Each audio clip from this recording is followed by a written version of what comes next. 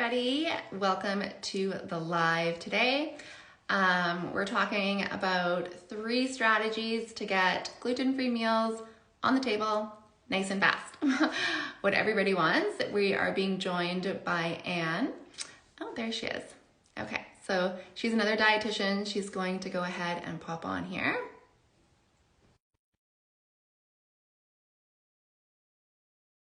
So as she's joining, you guys can all note where you guys are from, where you're calling in from, or where you're listening in from, I should say. Oh, there you are, Anne. Hi. Hello. Thank you so much for having me. Yeah, absolutely. Thanks for coming along and joining me on this IG Live on meal prep. It's nice to see you. So tell me, before we get started, it'll be good to introduce ourselves. We've got some people joining, which is wonderful. If you are just joining, we're talking about meal prep today. 3 strategies Anne's going to give us. If you want to pop in below, like where you're from. If you have any questions on meal prep, hopefully we'll have some time to answer them. But Anne, do you want to give us a little intro on, who you are, what you do with your dietitian career? Absolutely. Yes. So my name is Ann Kent. I'm a registered dietitian and I have my master's degree in dietetics and nutrition. And I created a meal planning app called the Peas and Toffee Meal Guides. And I like to think that I meet people sort of at the intersection of intuitive eating with either a chronic illness or some sort of dietary restriction that you need to follow, while also understanding that we're all just busy humans, especially if you're a parent. Getting dinner on the table is overwhelming and exhausting, and it's tough. And so my goal is to make mealtime easier for busy families, and especially with that intuitive eating lens. And if you come from a family who, like mine, we have some dietary needs that we have to follow. Yeah, and I think I love the ease, right? I think for the celiac community and for so many families, right? It's like busy family life, and we just kind of want to get the meals done, but taste good, and kind of get them over with and move on with the day, right? So with celiac disease, I find that there's a lot of mealtime fatigue, mealtime rest. Have you ever experienced that with like yourself or clients or anything like that? Oh, for sure. I actually just posted a reel myself a few days ago about how I'm like, oh my gosh, adulting is just mostly trying to figure out what to eat and then going to the grocery store so that you can fill your fridge so you have enough food, but then having like too much food and needing to eat it all before it goes bad. And like, then all of a sudden you just have to do it over again. So I just want to let everybody know that if you get burned out with meal planning or find it stressful or overwhelming, you're in good company. I do this for a living and I get there too. So there are some strategies that you can help make your life easier. I will say that specifically for your community who's celiac and gluten-free, not just gluten-free, but celiac, I think it adds like this extra layer of complexity because you can't just go through the drive-through. Like you have to do some forethought, and like it can be a little bit more challenging. So having some backup strategies or having some quick, easy things to go to is so important just to reduce that stress. I think you just like hit the nail on the head there. Like it's not only with celiac, like what's for dinner. It's also about, for a lot of families, they live in shared households. So it's like, okay, so what am I going to make for dinner? But now how am I going to manage the cross contact piece? Right. So it's like that layer of complexity that you mentioned. And, if you don't mind, I thought maybe I might talk a little bit about sharing cross contact in the home kitchen environment, because often there's a lot of worry and anxiety in this area. And so I thought it might be helpful before we pop onto your tips to maybe just chat about this briefly. What do you think? That would be so helpful. I would really appreciate it because my family member who's gluten-free doesn't live with us, but it's my mom, and they come and visit for like 2 weeks at a time. So, we go from not gluten-free to like totally gluten-free, and we switch back and forth. So I have questions myself that I hope you'll answer. Yeah. Okay. Well, let's pop into it then. And I think that's so wonderful too, like being able to cater to friends and family that are visiting. So even if you're not celiac, then, knowing how to cater for them when they do come is so, so helpful. Okay, I'm going to highlight some of the popular, oh, I can't talk today, the popular topics on cross contact. If you guys have specific questions, pop them into the comment box. I am scrolling as we go through. But here's what I get asked about so often, and I don't know if you get asked about this, but I get asked about wooden equipment all the time. Wooden spoons, wooden cutting boards. And I don't know why, like, this just keeps going on, but we have research now, and it's pretty recent research, honestly. You know, starting maybe in about 2018, 2016, they started to do some research around cross contact. And there was one study that looked at wooden spoons, right? And so what they did is they had these wooden spoons that were used in an old household. It was used with gluten, and they were cooking a pot of gluten-free pasta. So they cooked the gluten-free pasta, and then they didn't just like stir it once in a while with this wooden spoon. They stuck the whole old wooden spoon in the pot as the pasta cooked. And then they tested the pasta after, and it was completely celiac safe. And so then there's been other studies as well, you know, around washing things with water or washing things with soap and water. So this one study also looked at colander, pasta strainers, which is another one that I get asked about quite often. And just by rinsing it with water or washing it with soap and water, they found that it removed gluten and created gluten-free food that was perfectly safe. That's a relief. It is. And we've had multiple studies now, like looking at things and washing it with soap and water, utensils, equipment, pasta strainers, knives. Those are some of the ones that you can just wash it and use it with gluten-free. Another unpublished study that looked at wooden cutting boards. So I get asked about this often as well, because the wood is just a very popular topic in celiac. And this study looked at both plastic cutting boards, wooden cutting boards, glass cutting boards, and they prepared food on it, and they tested the food after, gluten-free food, obviously. And when it was washed with soap and water, they tested the samples in triplicate. They were all found to be completely celiac safe. I have a quick question about that. I was wondering, if is it better to send things through the dishwasher compared to washing them by hand, or is it actually better to wash by hand? Is there a difference? No difference. Dishwasher, soap and water, perfectly good. So you can do whatever you prefer. I think with busy families, we probably love the dishwasher. Yes, absolutely. And there's no problem. One of the questions that I had on one of my reels was about like if you have something in the dishwasher that had gluten on it and you have something that's like gluten free, is there going to be like is it going to trap it in the filter at the dishwasher, or is it still safe? Yeah. So, I mean, sometimes what can happen in dishwashers, right, is that it won't actually come clean. You'll get like visible residue that'll be dried on the plate. I don't know if you've ever seen that before. Oh It's yeah. happened at our house. And so if that happens, then I think you should wash it, right? Because I think what's becoming quite clear now with all of the studies is that gluten is visible, right? It's not going to be microscopic. So if you're not seeing actual dried pasta, dried rice, whatever, you know, obviously rice is gluten free, but if you're not seeing dried bits of food on the plate, then you can consider it clean and completely celiac safe. That's really great, because I think that early in my career, I was educated differently and was teaching people differently, especially if there is a new diagnosis. I remember at one point the recommendation was you have to get rid of all your pots and pans and buy all new stuff. And it was so overwhelming and discouraging to tell someone that. So this is a real relief.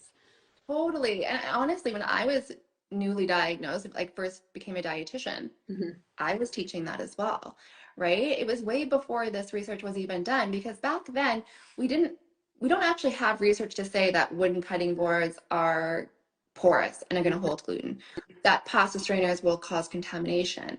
But we didn't have any research to tell us otherwise, which was the right way to go about it. And so we erred on the side of caution, made the assumptions that potentially these could be unsafe. And that's where all of that old recommendations are stemming from, is before all of this research was done. Like, I remember when I was diagnosed with celiac that I traveled with my own cutting board, Wow. my own wooden spoon, and my own pan. I have a picture of me at a cabin holding those three things. And now I travel with nothing. I use the stuff at an Airbnb. I use the stuff at my friends and family's homes, and I just wash it. And I think, like, it seems so little, I think, if you're perhaps not celiac and watching this, but these are really life-changing things for somebody with celiac, because it just lifts off some of those things that you're thinking about all of the time. So I think being able to wash things with soap and water, throw them in the dishwasher, you can go ahead and do that. Mm-hmm. And at the biggest risk of cross contact, what these studies are showing is the double dipping. Um, have you heard of double dipping before?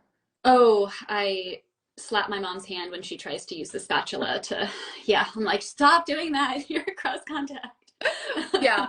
Yeah. So that's the big one to really think about in a shared household. The butters, using squeeze Mhm. top condiments when possible, um, mayo, mustard, and ketchup, and that type of thing. Your own peanut butters, that type of thing. But so I think that's a well-rounded discussion on the cross contact. Use soap and water, wash things up, watch the double dipping.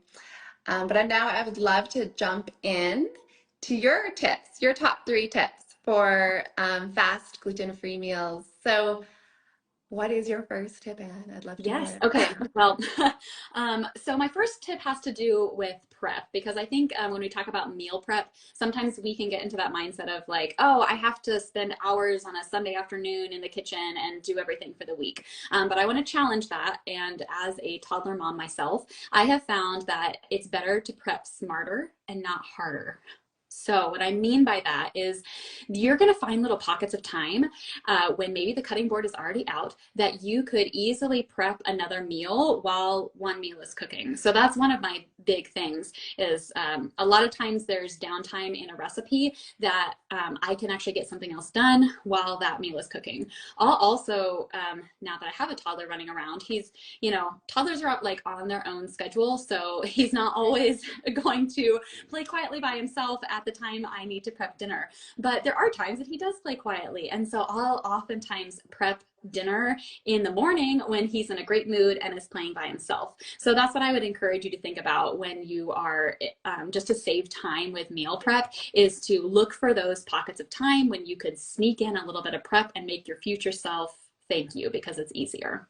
That's tip. I, I love that tip because I find that there are little pockets of time, like 2 minutes here and there, right? Like or 5 minutes here and there. And I often will use that after grocery shopping. I don't know if you do this, but I've now gotten into the habit. It took me a long time to get into this habit, but we eat a lot of broccoli in our house.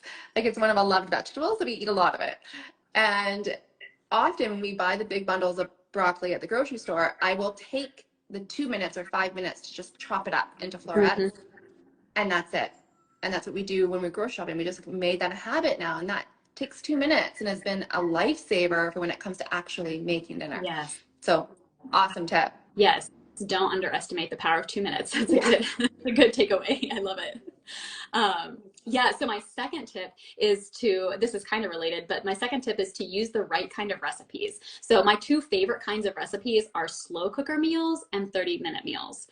The slow cooker, I think, are so helpful because you have like a window of time when you can prep the food. You could even prep it the night before and then throw it in the morning and leave for the day and come home to a fresh meal, which is so nice. So slow cooker meals are my favorite. Even in the summertime, I have a lot of recipes that aren't soup. I think it's easy to like only think of like slow cooker and soup, but there are a lot of other types of recipes that aren't soup that also work well in the summer. And bonus, you don't have to heat up your oven and your entire kitchen when you're doing that. And then of course, 30-minute meals, or I like to think of these as grab and go meals is my third meal type. So 30-minute meals are pretty obvious. Those ones that just come together really fast. But I also really like grab and go meals, which I define as things that you literally can just grab out of your fridge or pantry and throw them together. I think the new term is girl dinner which, Oh yes. whatever. So I call it the snack lunch. Yes. The snack lunch or the snack Yeah. dinner. And then it came like this Charcuterie. girl dinner. It's like whatever you want to call it. I know. Yes, whatever, however you want to rebrand it. Sometimes I call it adult lunchable. That's what Yeah. Yeah, that's a good one too. Yes.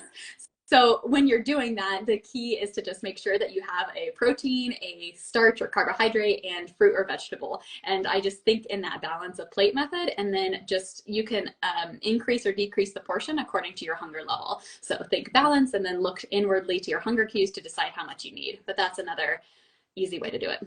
Yeah, I love that tip too because for families potentially, and I work I think with a lot of picky eaters, like little ones who are celiac, And this works really well for that, right? Because you Mm, can put in a nice variety of foods for everybody, and let everyone pick and choose what they want to mm, eat. So I love that.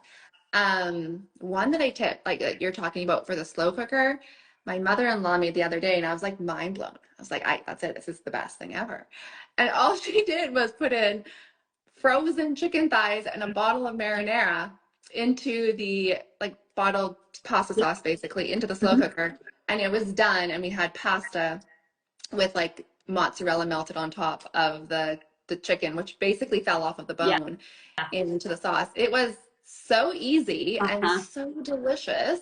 I was like, this is coming home. This recipe is coming. I gotta get the slow Yes. cooker out. So I think you hit the nail on the head there. A slow cooker can be really Yes. life-saving. Absolutely. Yeah. And so tip number 3 is kind of related, which is to keep ingredients on hand for those types of meals. So there's a lot of options of shelf stable ingredients like the marinara, or I was just thinking of like barbecue chicken is another really easy one. You can keep frozen chicken. So not just pantry items, but also think frozen because those have a longer shelf life. But keep those ingredients on hand for when your plan A fell through, essentially. I think of them as like backup meals that you don't want to go out to eat, or maybe it's stressful to go out to eat. So if you have some of those like go-to recipes that are easy, that are fast, that you can keep shelf-stable stuff, then you don't even have to make a trip to the grocery store. You can just throw dinner together. I love that. Do you have an example of one that we could share with everyone? Mm. One of this is kind of a weird one. It's actually on my blog, so if you want to try it out, it's lentil frito pie. So this works really well in the winter. It's a it's a longer recipe, so it takes like 45 minutes or 45 to 60 minutes to cook, but the prep is so easy. It's like such an easy recipe to make, and then it's basically just like lentils, and then we top it with cheese and some Fritos for some fun, and Love that. it's delicious. It's I have converted many a non-lentil fan to the lentil world with that And recipe. we in celiac disease need more fiber. So I think we should all check out this recipe. It's yeah, definitely one of our favorites. So it uses like canned tomatoes, and it had the only fresh ingredients are onions, which are also like a long shelf life vegetable. So that's super easy. Another example might be like a stir fry. You can get the frozen stir fry vegetables and keep them in your freezer. You can do chicken, or even we like to do tofu sometimes, which again is a longer shelf life protein. And I appreciate because you don't have to thaw it, and I hate dealing with frozen meat. So we'll do tofu, or sometimes I'll do chickpeas is another one that I really like because you can keep them there in a can, and it's an easy protein. Throw it over some rice and you're done. That's awesome. I love tofu. That's our go-to. If tofu is not in the fridge, we just restock it all of the time Yeah. because of how easy it is and how long it is to stay in the fridge, stay good. Mhm. We often take tofu and we'll chop it into cubes and then toss it in cornstarch Oh with yeah. salt and pepper and then just pan fry it. And Mhm. oh dear, is that like a kid-friendly, Yes. adult-friendly thing? If you just dip it in sweet chili sauce, it's so Ooh, good. yum. Yes, and I mean, talking about toddlers, I think that for my adult brain, I would have never thought that my toddler would like tofu, but he actually likes it more than meat. And I think it's because it's so bland. It's not, it's not difficult. There's nothing like scary about it. He'll even eat it raw. Like if Yeah. sometimes I'll save it separately than what I'm cooking because he'll just eat it plain, which is hilarious. Yeah. Or you can dip it in anything you want. So kids love to dip Totally. things. I know. I think tofu is an under-recognized player in terms of kids because Hmm. it is so bland. Like my kids are very bland eaters. My daughter actually doesn't eat vegetables, just tomatoes and cucumbers. That's it. Yeah, it's been a challenge. Yeah.